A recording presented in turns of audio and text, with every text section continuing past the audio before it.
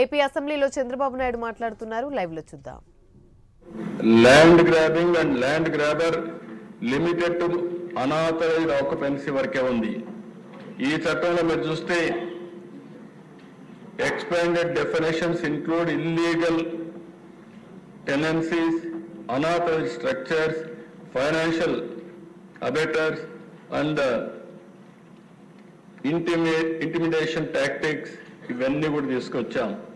Land grabbing means every activity of land grabber to occupy or attempt to occupy with or without the use of force, threat, intimidation, and deceit or any land shall be construed accordingly.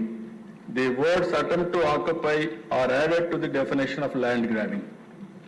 Attempt చేసిన, ప్రయత్నాలు చేసిన, బెదిరించిన వాళ్ళు కూడా ఈ act కింద వస్తారు. అది ప్రూవ్ అయితే ఈ యాక్ట్ అప్లికబుల్ అవుతుందని చెప్పి కూడా నేను మీకు తెలియజేస్తున్నా. ప్రీవియస్ గా Disha burden of proof, burden initially on the prosecution to prove land ownership, then an accused for lawful possession. Ippudu adesha the burden of proving that the land has not been grabbed lies with the alleged land grabber. ఎవరైతే land grabber పైన case పెడితే ఆయన prove చేసుకోవాలి, నేను ఈ land కబ్జా చేయలేదని అతను ప్రూవ్ చేసుకోవాలి తప్ప గవర్నమెంట్ ప్రూవ్ చేయడం కాదు. అది కూడా తీసుకొచ్చాం. ఇంకో పక్కన దేశం పెనాల్టీ, ఆ రోజు 6 సంవత్సరాల లోపల అంటే బెయిల్ తీసుకోవచ్చు. అదే మరిగా 5,000 రూపాయలు ఫైన్. ఈరోజు దిశ 10-14 సంవత్సరాలు. ఒక్కసారి ల్యాండ్ గ్రాబింగ్ చేస్తే మాత్రం ఇంకా బయటకు వచ్చే పరిస్థితి ఉండదు. కబద్దార్ జాగ్రత్తగా ఉండమని హెచ్చరిస్తున్నాం. అదే మరిగా దిశ ఇంకొక పక్కన ఫైన్ అయితే equivalent to the market value of grabbed land. Land పోతుంది, చట్ట ప్రకారం జైలు పోయే పరిస్థితి వస్తుంది. ఇంకో పక్కన దిశ పబ్లిక్ ప్రాసిక్యూటర్స్. అప్పుడైతే నో డెడికేటెడ్ పబ్లిక్ ప్రాసిక్యూటర్స్ పెట్టలేదు.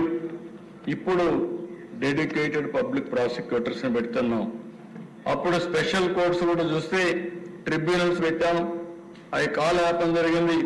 ఇప్పుడు అట్లా కాకుండా ఎక్కడికక్కడ ప్రత్యేకమైన కోర్టులు పెడతాం. కోర్టులు పెట్టి ఇంకో పక్కన దిశ అప్పుడు టైం కూడా పైకి కిందికి తిప్పేవాళ్ళు. ఇప్పుడు నిర్దిష్టమైన టైం 6 నెలలు పెట్టి ఆ కేసుని ట్రయల్స్ రెగ్యులర్ గా చేసి ఎవరైతే ల్యాండ్ గ్రాబింగ్ చేశారో వాళ్ళని పనిష్ చేయడమే కాకుండా పరిష్కారం చేసే మార్గం కూడా తీసుకొస్తున్నామని చెప్పి కూడా నేను మీకు తెలియజేస్తున్నా. అదే సమయంలో ఒక కాంపన్సేషన్ రెస్ట్రిక్షన్ మునిపే చెప్పాను. అలో బట్ లిమిటెడ్ ఎన్ఫోర్స్మెంట్ ఉండేది. అప్పుడు compensation for wrongful position was less strict అన్నమాట. చాలా స్ట్రిక్ట్ గా కూడా లేకుండా లిబరల్ గా ఉండేవాళ్ళు. ఈసారి చట్టంలో పెట్టాం, ensures market value compensation and property restoration. Property తీసుకుంటాం, మార్కెట్ వాల్యూ ప్రకారం కాంపన్సేషన్ ఫైన్ కట్టాల్సి వస్తుంది. అదే మరి ప్రొసీజర్ ఫ్లెక్సిబిలిటీ. ముందుసారి మీరు చూస్తే existing civil and criminal codes limiting procedure adaptability ఉండేటివి. ఈసారి అది కాకుండా ఓన్ ప్రొసీజర్స్ కూడా స్పెషల్ కోడ్స్ అడాప్ట్ చేస్తారు. న్యాయ